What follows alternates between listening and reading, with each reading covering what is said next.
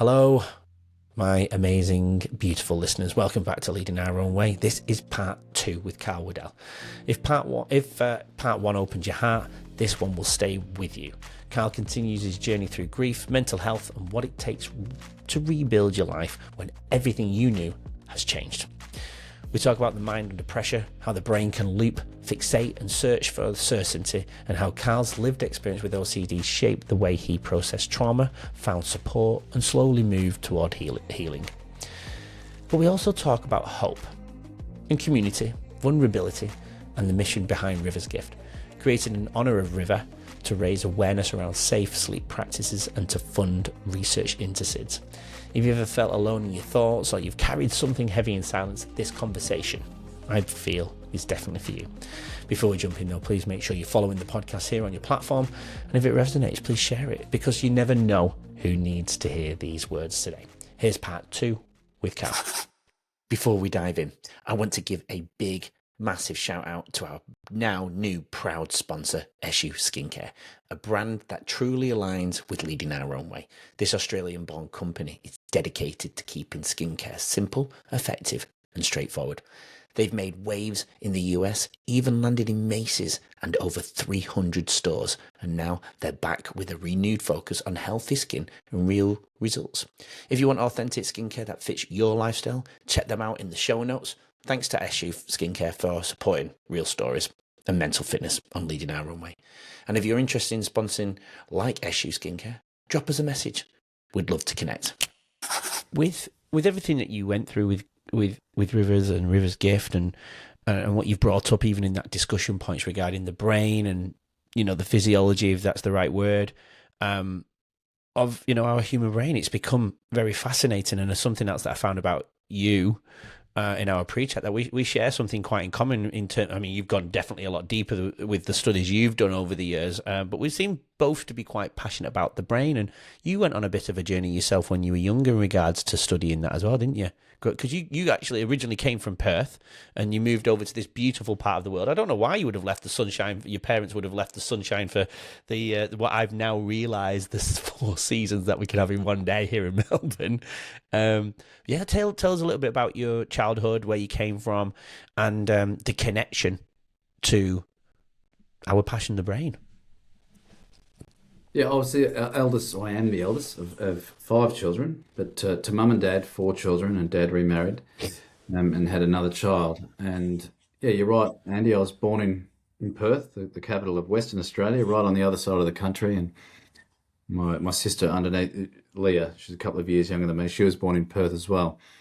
Mum immigrated from Holland when she was only 4 years old. In 1952, she came on a boat. The Johan van Oldenbarneveld was called. I'm sure she'd be impressed with my pronunciation. But she came. I sounded like I knew what I was talking about.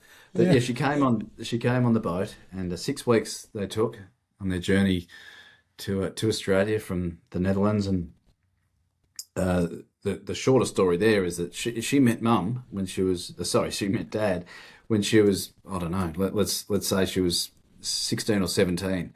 And dad was holidaying in Victoria from Perth, and the short story there is that they got together, right? So, and it ended up being that Leah and I were both born in Perth, and the age of, I would have been 3 to 4, mum and dad split, and mum came all the way back here to Geelong, to Victoria, to be closer to her siblings and her parents.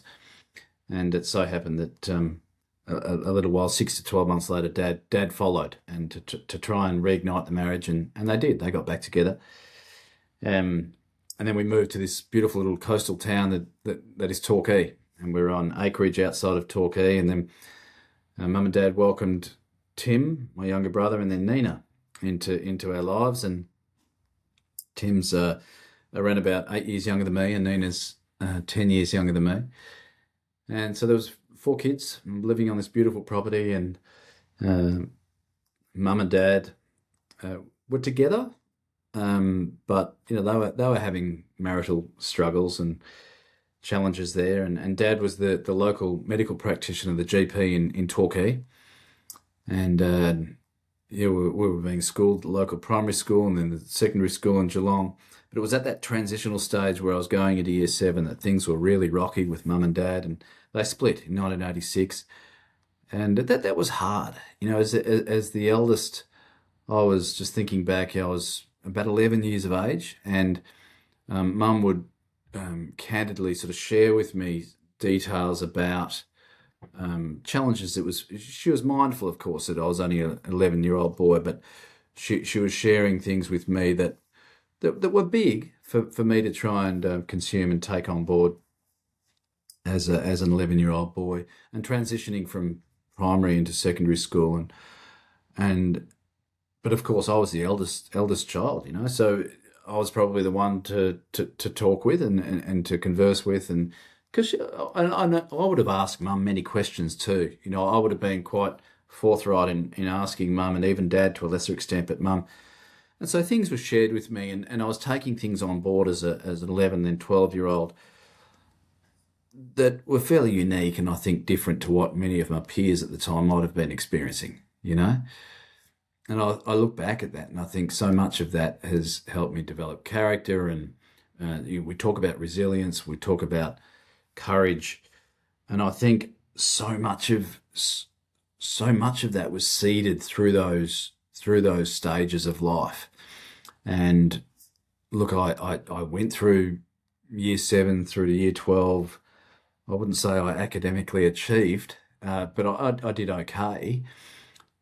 But there was a lot going on at home as well. So trying to, particularly in year 7 and 8, those first couple of years of mum and dad splitting, and then I always felt like I was a bit of a conduit, so a bit of a connection and a voice from time to time. Mum and dad would speak together, of course, and they've always been, thankfully, but we're blessed with the fact that they've been reasonably amicable right along, right through until now. But I think I felt an element of responsibility to sort of try and fix it. Try and work it out. How can I work it out that mum and dad get back together and everything's happy again? And again, only a young boy, and you hope for the very best, and you do what you can to try and fix it. And well, it didn't, right? It didn't. I know now as an adult looking back on those things, it's not as easy to work on these things. It's quite intricate and developed to work out marital issues, in many cases. But Yeah. it was certainly challenging. But look, my teenage years were very enjoyable, and I played team sport, and I loved it, and later in my teenage years got right into running. So I finished my schooling, finished my year 12, and I graduated. I got into nursing. I was always sports minded, but I didn't quite get into the human movement course that I wanted to. But I got into nursing, and I thought, well, that's a good start. And Ballarat, the regional town that I got into nursing had a university there, and they were well known for their runners. Steve Monaghetti and a lot of runners from Ballarat. I thought, well, that's a good place to go, and I enjoyed my first year of nursing studies. But then early on in those second year studies, we were studying the anatomy and physiology of the human brain. And I was fascinated, Andy. I was absolutely fascinated. And you mentioned before that I've studied it deeply, and certainly not to the extent that people studying neuropsychology might study. But I went off on this tangent of my own. That we're studying. So if you can imagine nursing level, we're not brain surgeons, so you're not studying this stuff to a hugely deep and great level, but it was enough for me to start on that pathway of trying to understand more about how the brain works and how it intertwines with the mind, right? Yeah. And I've since learned, more in later years, these terms, metaphysics and the psychosoma, and these terms that are incredibly interesting. And I've had a couple of health professionals, or one in particular, one day just say to me, it was a psychiatrist actually, he said, Karl, these things that you ponder and obsess about, really, it's incredibly deep. It's fascinating. It's very intellectual, a lot of this stuff, philosophical. What do you fascinate over, if I can I ask? was trying, so we were learning, the physiology involved learning just about looking back dendrites and synapses and neurotransmitters and things. And we're talking minuscule little items and matters of the human brain, right? And Along these neurogenesis. neurogenesis and neuropathways, and we're talking microscopic stuff. But we were studying some of that stuff in nursing, Yeah. and I started to think to myself, well, so all this biochemistry is happening in my head that's making me think, making me shaping personality, shaping or influencing heavily the way that I might behave, and this is just thinking about me, but then all humans for that matter. How much control, if you like, so this is where the word control comes back into it, right? So I think that's where it stems back to those earlier teenage years and, family dynamics and things, mum and dad breaking up. How much control do I have over all this neurochemical activity that's happening at 1,000,000 miles an hour in my head each and every moment of the day?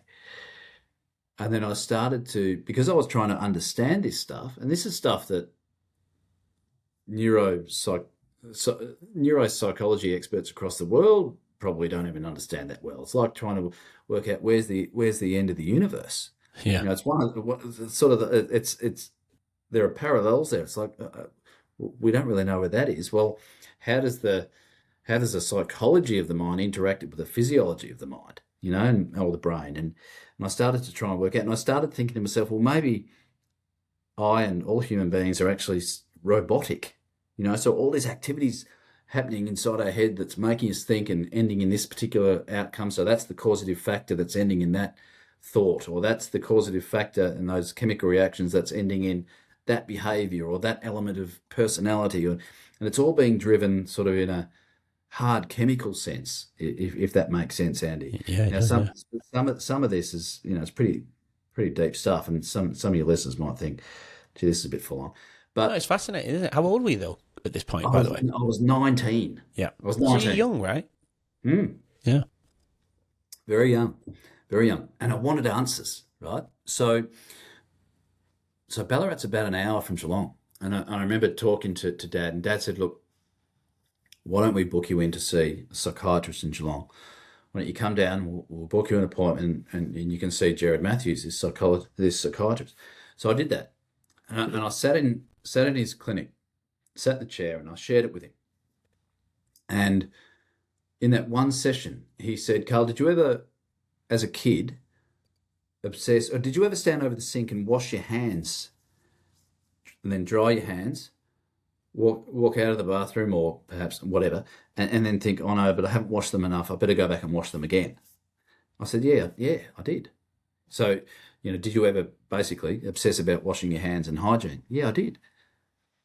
Have you ever closed doors and for whatever reason felt the need to reopen that door and just close it again for the purpose of just doing it? Or turned an iron, the iron's turned off, but you've gone back and you've gone to check it again. And so he started, I can't remember exactly, what the questions were, but I remember saying, yeah, particularly the hand washing one. And I did that. I did that as a, 11, 12, 13-year-old. I'd go out because we were living on property. I'd go out and play AFL, Australian rules football, on my own. And I always start in every game that I played on my own, Andy. I was always the best on field. Of course. According to me. Yeah, me too, with basketball. And then I'd come inside and need to wash my hands for dinner and before dinner. Yeah, and I vividly remember just being quite obsessed about the cleanliness of my hands, Anyway, so Jared Matthews said to me, yeah, Karl, I think you've got obsessive compulsive disorder. And I'd never heard of it, And it turns out, and he said to me, we'll need to medicate. We'll need to medicate and ensure, because I was highly anxious, right? Yeah. I was pretty hyped up, pretty wired, And to me though, him saying that we need to basically medicate you need to swallow tablets which are, minute little tablets with chemical form that's going to adjust the way that you're thinking and feeling. That was playing into my issue. Yeah. Right? That was like fertilizing what my issue was. Yeah. So, because I didn't want chemicals to be controlling how I felt or who I was. I wanted it to be Karl, the soul, this sort of, this, for want of another description, not spiritual, but this soul, I wanted, because I was trying to, I always pride, had a lot of pride in who I was through those teenage years. And I think through the experiences of mum and dad and being the eldest, I felt this strong sense of character and sort of spiritual form, if that makes sense, Andy. I just felt this strong identity with myself, Yeah. and through active running and exercise, and I was doing okay with some running, getting some reasonable results. I was, I found this strong sense of connection with myself. And then I studied this stuff and that just diluted and washed away. I was like, oh, so, is this all about chemistry? And that's pointless anyway. If it's all about chemistry, then what's the use? What does it matter? Free will, does that exist? No, it probably doesn't. Oh, well, so my purpose in life was just dissipated. Yeah. I felt like a shell of myself, and that was horrible. Like I could feel my heart sink. I just felt, just empty, And so I drove back from that psychiatry session back to my housemates, and I shared with him and his girlfriend that I'd been experiencing this stuff. Now, he didn't really understand it because it was very deep and complex, really, as a 19-year-old. And a lot of my peers and friends, and they didn't understand it. They knew that Karl wasn't well, and he was, thinking about high-level stuff. But this particular friend, he was great. He was very compassionate, and he was a wonderful person to have around. And that night, because I'd gone to bed, and I'm lying in bed, and my head was just bouncing. Like, have I got control? No, I haven't. Yes, have I? Just obsessing, about this brain chemistry and how much control have I got over all of it. And because I wanted to have control, I wanted to have the reins. And often the more control you seek, the less control you have, I think. The harder you try and throw that ball straight, it'll go offline. So the more you try at something, you probably know what I mean by that with a lot of stuff you do. If you don't just leave it be and flow. So, and that's where I was at, right? So I was trying to work out this answer, and my head was just bouncing around. And I stood up, and I thought, that's it. There's only one way. There's only one way that all of this is going to go, And, I had intentions of, just electrocution or something. I hadn't had an idea in mind that, I'd try and just finish it. Night? That night, there and then. I thought, I'm about to go and walk into the kitchen, grab a knife and put it in the toaster. Had you thought about that before that night? Yeah. Yeah. To be honest, I can't remember, but probably. Yeah. But it just all climaxed at that point into, no, there's only one way. There's only one way this stuff's going to go away. Yeah. But fortunately, I had the strength, the courage to knock on my housemate's door. So it would have been about 1 a.m. in the morning. And he was incredible. And his girlfriend, Kelly, Andrew and Kelly, they were incredible. There's Andrew again. I was about to say. And he said to me, he said, Wads, my nickname, Waddell, pack your bag, grab your stuff, jump in the car. I'm going to drive you back to Torquay to your mum and dad, or to your mum. And, I pushed back a bit saying, don't be silly, that's ridiculous. It's 1 a.m. in the morning, we're in Ballarat. But he did it. He jumped in the car, drove me back to Torquay. And I remember I have memories of mum sitting on the end of a bed. My younger brother and sister coming in the morning and giving me a hug. They didn't know what was wrong with me, but their big brother was not good, right? But mum sitting just by the side of my bed, and then dad showing up the next morning, because mum and dad had split by this stage, right? This is 1993. And dad coming by the side of my bed, and dad had organised for me to go in as an inpatient to what was then a psychiatric facility in Geelong called Trethowan, private hospital. And I spent 6 weeks in Trethowan, and then sometime later, so that was in the May of 93, I would have been in there for 6 weeks. And early the next year, early 94, I went back to Deakin University in Geelong to try and start nursing again. And I would have only been there for a month or so. And I remember studying there was a topic or a subject on music and music therapy. And that got me going again. It's like, well, what's the music doing to my brain? So, chemicals in my Oh, brain that's it making came there, back. there I was again. Yeah. So I was back in Trethowan Hospital again in 94, early 94 for, I mean, a lot of this, we're talking 32 years ago, Yeah. but I would have been in there for 3 weeks or so. Yeah. And, but it was very comfortable. It was like a sanctuary in there. The nurses were just beautiful, and I'd have family come in and friends come in and visit me and be with me. And I think that's something really through all of these shades of darkness that we talk about and we share. The amount of support Mhm. that I've had from family and friends right along the journey, right from a young age, is just immense. And that sense of connection is just so powerful. It is. So powerful. So We, yeah, that was 94, and then I think I realised at that stage I'm not going to try and go back to study nursing again, because it's just going to happen again. It's just going to keep happening again and again and again. But then I consider myself as having gotten well. I felt like I've got well. And right from 1994 through to 2007, I sailed this journey of sort of 13 years or whatever it was, of not really experiencing any of this stuff, because I felt like I'd come to a resolution in my own head and understood it to the extent that I wanted to understand it. And I remember, if I can share with you, and it might be a bit too sort of highfalutin for some people, or bit deep, but I remember thinking, well, hang on, yes, all this chemistry is going on inside my head, a million miles an hour, dendrites and synapses and neurotransmitters and all this stuff that is somewhat robotic, if you like, if you think of it that way, electro stuff. But at the end of the day, there's got to be something there, like this soul or this psycho presence, if you like, that understands it and gets it. Because if it was just the hard chemistry, then all it is a robot. Whereas it's actually the beauty of humanity and the human brain is that there's this coexistence of psychosoma stuff, this metaphysical stuff. There's this coexistence. And so that was what I identified with. And I thought, that's me. I'm the one understanding it all. And I felt great. Yeah. Awesome.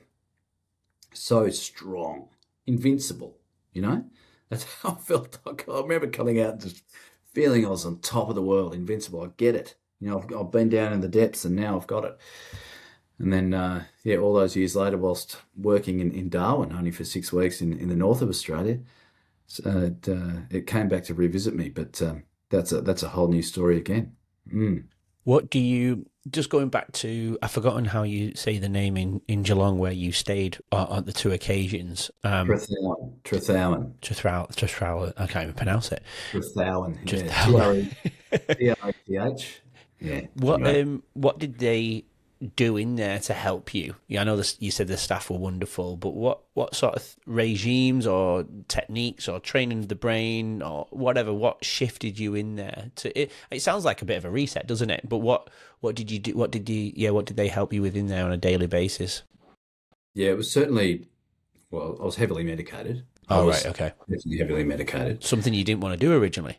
Originally, no, but then I think, with my friends and family in and around me, I was convinced that that was what I needed to do. It wasn't necessarily what I was going to be doing forever, Yeah. but it was what I needed to do at that point to just settle me and bring me to a point where, it's interesting you ask that question because it takes me back. I do remember the health professional saying, we've got to find that balance first and then you can reestablish yourself.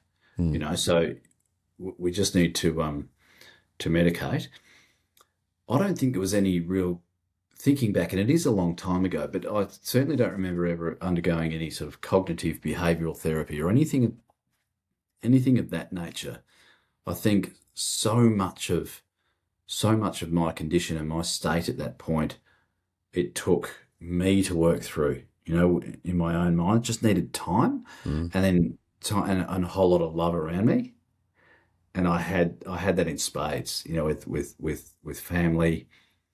I had family come in, I had friends come in. It was really special to have those people who took real care for me. So I needed it, and I was open to it, and and I had those who provided it for me. It was wonderful, and the nursing staff. I think I think I've shared with you before too, Andy, that my partner Mel, she worked as a registered nurse in the palliative care space, and I think people who work in that sort of space, or even people who work perhaps in a, not all, but people who work in a facility that might be more sort of psychology focused, there's a gentle calmness and compassion with these people, and that's what I really needed at the time, and that's what I got. And what do you think kept those thoughts away until they revisited again in 2007 in Darwin? Identity and connection with self. Now, yeah, and that's what it was. It was like this connection with myself, self pride, confidence. It was, yeah, I felt like I'd resolved it. Yeah, Felt like I'd resolved it in my mind, and when I say resolved it, come to that resolution that that there is all this bundling chemistry that's bouncing around in every single human being's brain, yeah, but it's you the person, so to speak, that sort of understands, or the cognition, or understands things make sense. You know, the brain is just so much more than just a whole bath of chemistry. of It's, course. yes, it's a whole bath of chemistry, absolutely, and that's why medication is as prevalent, and that's why that's why if we sleep, it's adjusting our chemistry. If we have a drink of a sip of alcohol, what's it doing? It's adjusting the chemistry of the brain, right? Of course. And so that's why we feel different. Well, I'm okay with that now, but as a 19-year-old kid, I didn't want that. Yeah. I think I almost wanted to think that you could scull a bottle of vodka and still feel fine, because Did you we had all? that, you just had that sense of will. I'll be okay. I'll be fine. Yeah. And you enjoy Um, it. yeah. But I'm far more comfortable with it now, Yeah. and it's not to say I'm not troubled with it now. And like, I mean, we don't need to go into it too much, but that episode in Darwin in 2007, I remember I was obsessing about legal content at that time. Yeah. I was working in nursing recruitment. I remember looking through nursing awards, pay awards, and conditions and things, and I was just obsessing again. So there it was again, because I obviously have this propensity and this tendency to obsess, right? And that's how it was manifesting at that time. So I thought, I'll go and see a psychologist. Went and saw a psychologist, and he was an elderly fellow, Ted Milliken, I remember was his name. And I remember him sitting in the first session with me, and he said, "Oh yeah, with people with OCD, Carl, what they hypothesize is that there's a certain part of the brain where the circuit of activity is not closing properly. So where it might close properly for one who doesn't struggle with OCD, and so by that pathway, or that circuit closing, there's not that compulsion to go and check the iron again, or there's not that compulsion to go and wash your hands again. Where that might happen with someone, it might fully close for someone without OCD. For the OCD sufferer, it doesn't close properly. So it's like a door being left ajar. It's probably not a good analogy to use, because I'm talking about closing doors, but it's about that puzzle not being complete. Yeah. So you feel the need to attend to it and close it and finish it. You want that closure. The brain works in loops, doesn't it, though? Pardon? The brain works in loops. It needs to complete, Oh, essentially. of course it does, Yeah. and I'm fine with that now. Mhm. But then, 'cause I Yeah. hadn't thought about these things for a good 12 or 13 years. Suddenly it was like, bang! I'm being controlled. I'm being controlled by these robotic mechanisms inside my head that's dictating and formulating who I am and what I'm about. So there I was again. And the hardest thing then was that I didn't have family and friends around, because I was in Darwin. So that was really tough. That was when I then flew back to mum's in Queensland, and I literally had mum again sitting on the end of my bed. And Just taking a very quick break to thank our sponsor, SU Skincare. If you haven't heard of them, SU Skincare started right here in Australia, using Australian ingredients to make skincare straightforward and accessible, especially for men who want results without the fuss. Their journey took them all the way to the US, where they were featured in Macy's and over 300 stores. Now they're back with a fresh approach, focusing on healthy skin and authenticity for everyone. I'm proud to have SU Skincare as a sponsor on Leading Our Own Way. See the show notes for their website and to see how you can keep your skin healthy and confident. And if you're interested in sponsoring like SU Skincare, drop us a message. We'd love to hear from you. Now, right back to the episode. Looking after a, not little boy, but looking after a boy. You know, I was pretty fragile again. Yeah. And that's okay. You know, and I think, more and more, it's not taboo anymore, is it? It hasn't been taboo for a long time. This whole mental health. It's okay not to be okay. Absolutely. And the more we share it, the more powerful the law becomes, and I think the more we share it, the more powerful the medicine is. You know, medicine in the way of support and care. You know, the more you open up, then people are more inclined to open up back with you. So, Great. And support you. With you said before when I asked the question about it disappearing from 94 to 2007 and what that missing ingredient was, and you used the word connectedness and self-belief and purpose and so on. In 2007, when it came, your thoughts came back and the obsessiveness came back. Had the others disappeared, dissipated? What's the word? Had your self-belief? Dissipated. Yeah, Had that? yeah. Again, there was that ill-connectedness. I felt like I'd unidentified, like I didn't have that self-identity anymore. There was this. It was almost like I was living outside of myself. You know, it's hard to explain, Andy, but I just didn't feel at one. You know, and that purpose and that, because I think at the core, at the center of everything that I always obsessed and was troubled with, was that fear and that angst and that heartache associated with not having any purpose and not having any real meaning.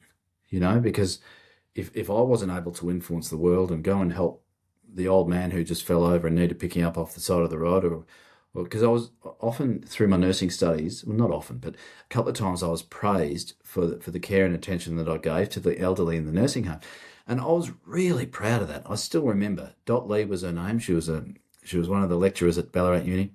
You remember a lot of names, by the way. Pardon? You remember a lot of names, by the way. I probably obsess over them, Andy. Don't say that. Just taking the mickey. That's all right to obsess sometimes. Yeah. But no, Dot Lee, she said to me, Carl, we've had some wonderful feedback from, and I don't remember the name of the nursing home, but you know, the care and attention that you gave the elderly was really noticed by the staff there. You know, I mean, and I had dreadlocks back then, right? So I had dreadlocks down about here. So wow. they might have noticed those as well. But yeah, it kind of stood out because I got this guy with this crazy hairstyle working in a nursing home, you know. But I took real pride in that, Andy. You know, being told that and being acknowledged and recognised for the care and compassion and love that I showed these clients, you know. But then when I started obsessing and thinking, well, all of this is sort of purposeless and meaningless, it didn't mean anything to me. It's like, oh well, that's just who I am. That's probably genetic. Yeah. It's probably just something I was born with that I got from mum and dad, and they got from their mum and dad, and it's just been fed down the line, down this, you know, genetic line. Then I've inherited it, and oh well, they're the cards I was dealt, and yeah, so be it. You know, just no real meaning to it, and it just felt worthless. That's how it felt. It just felt worthless. What's the use? What's the use if there's no purpose, and you know there is no such thing as a soul. It's all just an imaginary concept. Then, you know, what's the use? That's how it felt. Yeah. I mean, so, because then you said you were back with your mum in Brisbane in Queensland, wasn't it? You spent some time living up that way, building your self-confidence again. Where did your sense of purpose come back then? That's a bit of a blur. That's a great question.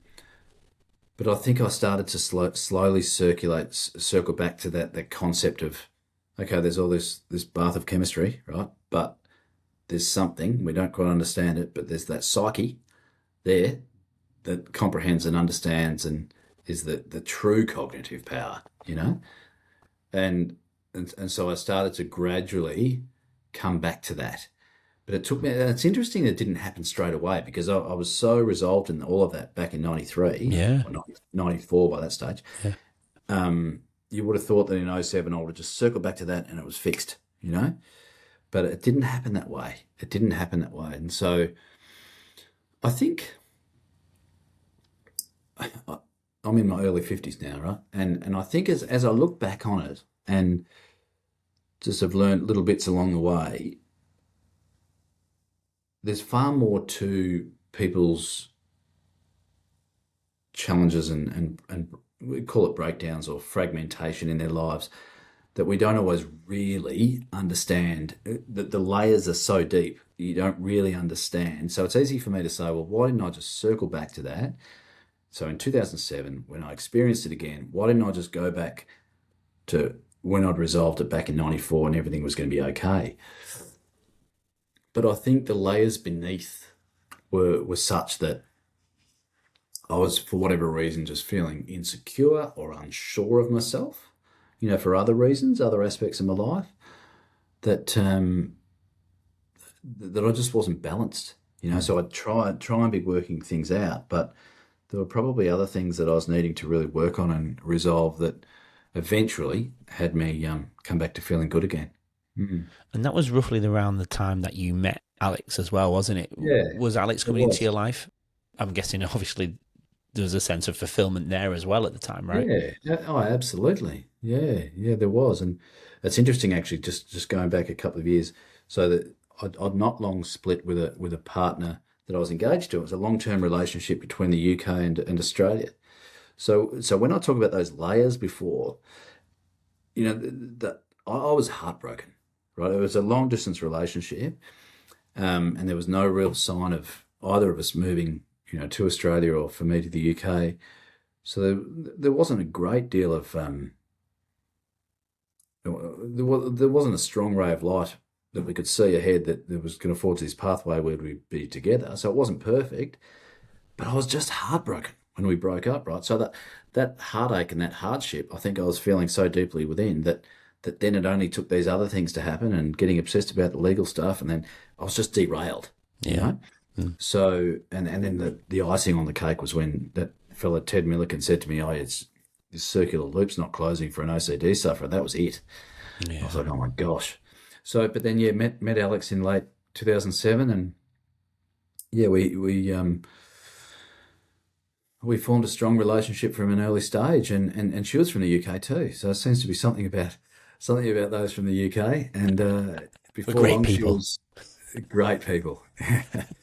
Great people. No, there's an affinity there because I lived in London between 2000 and 2002 and yeah, had a wonderful time there. So yeah, Alex and I got together and things were pretty strong. And she moved to Australia and things rolled on. We got married, of course. We got married to work things through the visa and then fell pregnant with River and the journey went on from there. Into that next chapter. Mm. So it's yeah, it was certainly a time. I think it was pivotal really meeting Alex and having a relationship at the end of '07 was no doubt a big part of me feeling stronger within myself and self-identifying again and Yeah. forging another pathway forward from that point that I was pretty up and about and feeling pretty good. That said, with River's loss, if you look on the other side of River's loss, this OCD stuff crept back in again. And yes, I was with Alex. Yes, we were in a house. We were married. We were working. There were a lot of things, a lot of boxes being ticked. But with Rivy's loss, the trauma that created, Mhm. and the inner trauma, I don't think we can really ever appreciate, that sort of traumatic loss and what effect that has.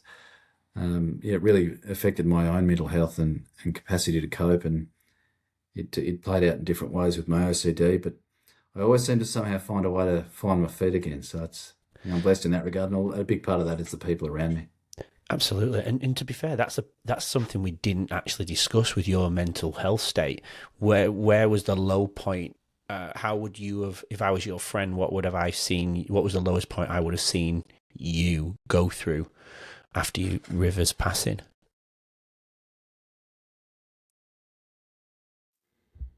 I think I became a bit better at shielding it and not showing everyone. Look, when this stuff revisited me in around about 2016, Mm-hmm. it was right around the time when I was to go into a full-time role. It's coming back to me now. Full-time role with Rivers Gift, and I felt this weight of expectation, self-expectation, um, and so I was slipping again, and Yeah. I was openly sharing with a number of people, and that's one thing about me. I won't just conceal. I won't just shut down. I tend to go the other way, and open up to it to a lot of people and connect. So I think people would. I don't think there's ever been one particular instance after Rivers lost that people have seen me in my very lowest. Well, I will say, within that week of losing River, and when we were at my father's house in Geelong, and we had parents and family and everyone coming to visit me, there were a few times I broke down, just bawling my eyes out on the couch at Dad's place, because Dad took us in, Yeah. put us up in the house for 4 or 5 months, and it wasn't uncommon for me to just break down, And so to answer your question, that was probably it. That Yeah. was that immediate, that first week or two after losing Riv. People would have witnessed from the outside, would have really witnessed me at my darkest for Yeah. understandable reasons. Yeah. Wow. What a journey, Carl. That's something beautiful yet incredible and devastating journey at the same time. And I know you don't look at it as devastating, but it's just that loss of River obviously is devastating, isn't it? What a beautiful journey, though. And thanks for being so vulnerable. I hope you felt safe being vulnerable tonight, sharing your journey with me. It's such an honour. Something I do want to cover, though, I don't think we mentioned, and if we did, I apologise. But something that comes back to me, and you're going to share what your purpose is in a powerful line in a moment. But what I've noticed, and you will know clearly now, but your connectedness to wanting to support and help other people and turning what you've been through into a positive. We've not mentioned your dad actually was did we mention it before? But your dad was actually a doctor, wasn't he? He was Yeah, I don't think we did mention that, but he was a doctor in Torquay as well. So he probably had a lot of connections, which obviously helped you along your journey as well. yeah, he did. Yeah, he was always very helpful with referring me into a couple of specialists. His Yeah, dad himself, I won't go too much into Dad's journey, but Dad himself experienced ups and downs, of course. Yeah, hardships, and a lot of that played into Mum and Dad's marriage not working out, and so I became aware in and around that same time that Mum and Dad split, that Dad was experiencing these challenges, right? Mental and emotional health challenges, and so through that he established his own connections, and I actually saw one or two of those myself. yeah, One of those psychiatrist. So he's always been good in that sense, and I think Dad and Dad's wife Jill and my mum have always been easy to lean into. I've always opened up, probably more so the physiology stuff with Dad and Jill, because Dad's the GP, or was, yeah, and Jill's a registered nurse. So I tended to touch on a lot of that stuff with them. yeah, They didn't have the answers. I don't think anyone's got the answers, but mm, um, I did certainly connect in with them in that regard, and Dad did refer me out to a number of different professionals and services. So yeah, it was handy. It was yeah. handy. Absolutely fascinating.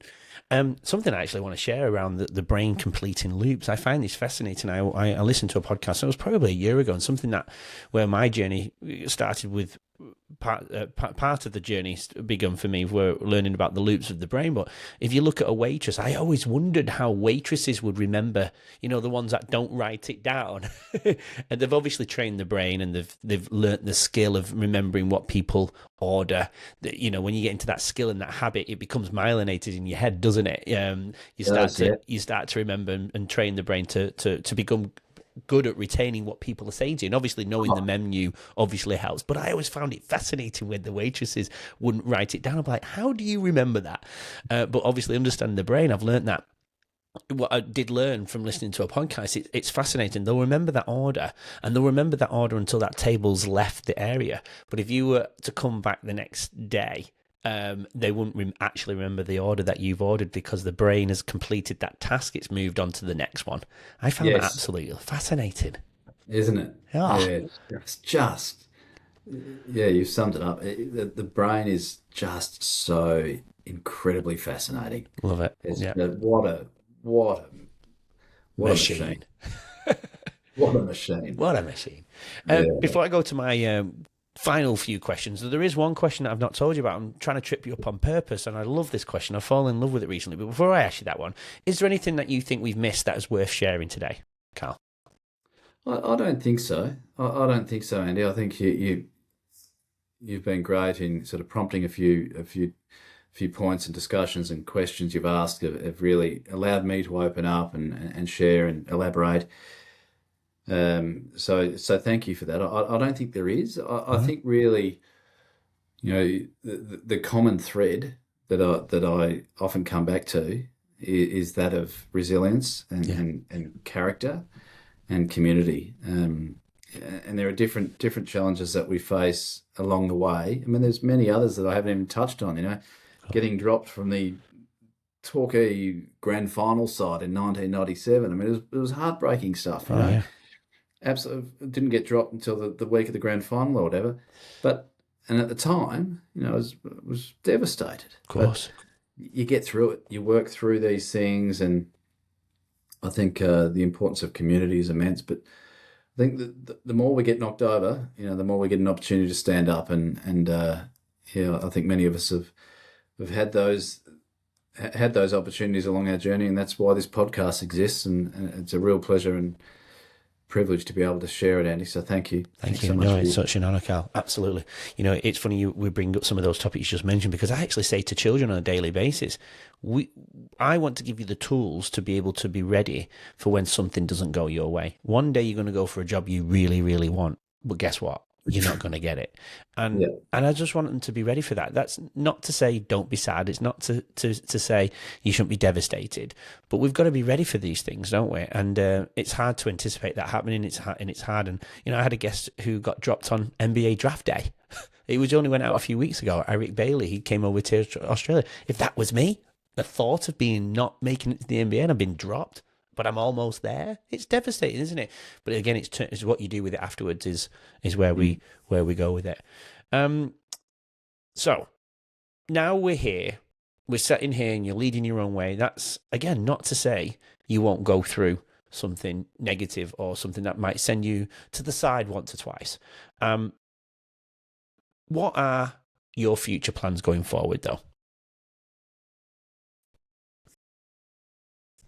My plans from this point forward are really to be the best dad I can be to Shiloh and Bodhi and help them forge a pathway in the future forward, like you just speak about. To work with them through hardships. I know we already have had to with Shiloh and Bodhi, as most parents do. You have to work through these hardships with your kids and celebrate the wins and just be there for your children. So I think being the best dad I can possibly be, being the best partner I can possibly be. And there's a lot out of the marriage breakdown and other relationship breakdowns, and I say breakdowns, but the fact that they haven't continued and worked out, that you learn and pick up on, and hopefully I can be the best partner I can be to Mel and with River's Gift. I think ultimately, we're there in stamping out SIDS, right? We want to make sure that we're saving the lives of all babies.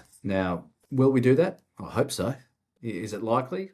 It's going to be hard, but we'll do everything we possibly can in stamping out SIDS by way of funding research and driving education. So I think the ultimate path forward is to be happy and to be proud, celebrate the wins, gather people in and around us to help us through the hardships, and do the same for others. I think just show up, just show up and be present and be yourself, and wrap your arms around people where you get the opportunity to. I don't think enough of us hug one another, do we? Obviously in the right context. But just just take that opportunity to let people know that that they matter to you, and they matter to so many other people, and that you're really there to care and help them whenever they might need. Because sure as we can almost be sure that they do the same to us. It's all about giving and taking. It's about being the best we can do for everyone around us, and they'll do the same for us. Absolutely. Well, just so you know, Carl, I'm a hugger, so next time you see me, you can give me a hug. Don't worry. If you could leave us on a one piece, I know you've given pieces of gems throughout this conversation, but if you could just leave us with one powerful piece of advice that can connect to any of the topics that we've discussed today, what would that be? I'd love to share with you, and this literally just came to mind. Back at Ballarat Uni, this is before I became unwell. We had Australia's top middle distance runner from years before. He won the gold medal in the 1500 in Rome. I think it was 1960 or 64. Herb Elliott. He came to Ballarat University, and I think he beat Roger Bannister in that run. I could be wrong, but the Englishman Roger Bannister and Herb Elliott were strong rivals. And I asked him to write on a small slip of paper, and I think I tore a little bit of paper out of a booklet nearby, and because he delivered this keynote speech.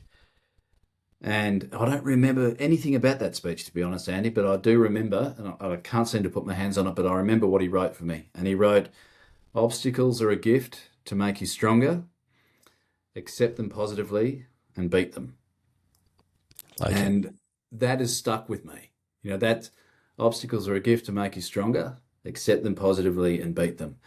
And whether it's beating them or working through them, it's how you choose to approach it. We can't control what's in front of us, but it's how we behave and how we choose to approach that. That's so important. And we could never, if we look at Riv and our loss of Riv, we could not control the fact that our little man slipped away and took his last breath. But what do we choose to do out of it? Well, we choose to honour him in a big way, choose to honour many other babies who have slipped away suddenly and unexpectedly, and we choose to gather families in and around us who are bereaved like we are and forge a positive difference forward, So if we can just leave that little legacy there and leave the world a slightly better place than where we came into it, I think we're doing what we're meant to be doing. What a quote. Love it. And I'm glad you remember it. I need to remember that one too. I'll write it down later for sure. Before I ask you my final question though, what's a question you wish people would ask you, but they never do? Now you've really thrown me off, haven't you? Is this the gem you were thinking about before? This is the one where I've not prepared you. You haven't prepared me at all. What's the question I wish they'd ask me, but they never do? It's a tough one.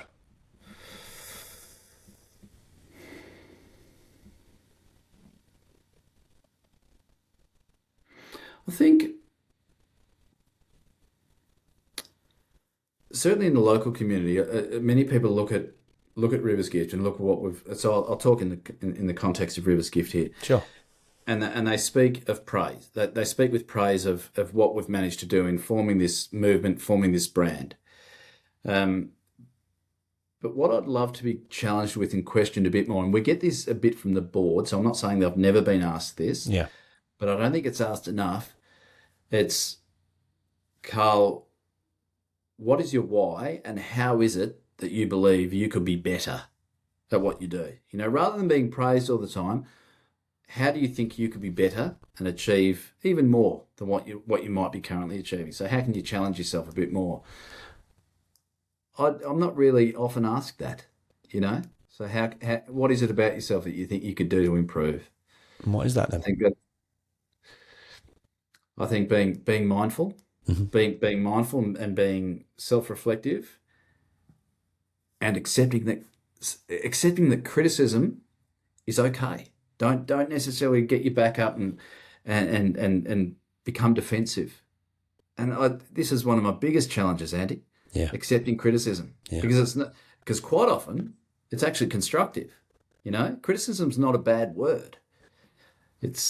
I don't think anyway. Depends how you look at it. Depends which lens you look at it through. But yeah, I just think I just need to be a little more self-reflective and accept that criticism's okay. And if you look at okay, here we go. I'm a lover of AFL football, and if you look at the 2007 Geelong AFL Premiership side, they actually sat in there early that season, having been beaten by a side that they weren't expected to be beaten by, and they knew how much talent lay in that room and out on the field. They knew that they had the potential, but they weren't achieving it, and they went through a whole program with leading teams, and what they achieved that year, they've been rated as the best premiership side in this century, you Wow. know, because they were willing to look at where their shortcomings were Yeah. and admit and accept those and admit those and work on them. So, yeah, Love it. if people can just ask me what I can do better, that's a good thing. Great. It was a beautiful moment. I could see it in your eyes. We all know what your purpose is. It's very crystal clear. But if you could put your purpose into one powerful line, what would that be? What is your purpose, Karl? Into one powerful line. Then I'll let you go to sleep. I think I said it before, and that's to leave the world a better place than when I entered it. You know, That's it. Yeah. we don't have to define what that might be or how that might be. Yeah. You know, I think in everything we do, if you can leave the world a better place by being a great parent, by being a great friend, by being, you know, an upstanding individual who looks out for others, by, you know, creating a healthier and a happy world. Because let's face it, we're surrounded by a lot of doom and gloom. Yeah. So I think really the purpose is to leave the world a better place than when I came into it. Absolutely. Karl, it's been an absolute pleasure. Thank you so much for giving up your time and sharing your journey. I hope you felt safe doing it. And thank you for joining us on Leading Our Own. It's been such an honour. Thanks, Andy. Such an honour for me too. Real privilege. Thanks, mate. No, anytime. You're welcome back on anytime. Please, everybody, reach out to Karl. Everything is in the show notes below. Please go and check his website out. Connect with him on social media and just show your support, even if it doesn't, you know, it doesn't come close to your life personally. Please reach out and follow his journey and support all the social platforms. You just never know when it might when things like this might happen in people's lives, close to you, people at work, or even just, you know, we're always connected at some point, aren't we, Karl? You know, We are. Yeah, we always are. Absolutely. The more I've opened up about my journey, the more I learned that I wasn't alone, and that was powerful within itself. So thank you, Karl. To everybody else, keep leading your own way. Have a great weekend. Come back next week for another amazing journey, another amazing guest who's going to share a way just like Karl did today. Until then, keep leading your own way and have a great weekend. We'll see you then. Bye for now. Well, we come to the close. And Karl, I want to say thank you. Thank you for trusting me, with River's story, and for speaking so honestly about grief, OCD, mental health, and the way the brain tries to protect us, even when it hurts us. If this episode has impacted you, I want you to ask yourself to do something simple but powerful. Share it with one person. Start a conversation. Check in on someone. And if you'd like to support Karl's mission, look into River's gift, because awareness, safe sleep education, and research funding can genuinely save lives. And if you enjoy Leading Our Own Way, please follow the show. And like I said before, please give us a review. It definitely helps. Keep walking this road with us as well. One honest step at a time. Until next time, keep leading your own way. Come back next week for another amazing journey, another amazing guest. Have a great weekend, everybody. We'll see you then. Bye for now. Thanks for listening and watching Leading Our Own Way. So we can stay together forever and share more incredible journeys, please subscribe to the channel. That way you won't miss next week's episode and what that amazing guest has to offer to the world. Please support Leading Our Own Way, and we'll get you on next week's episode.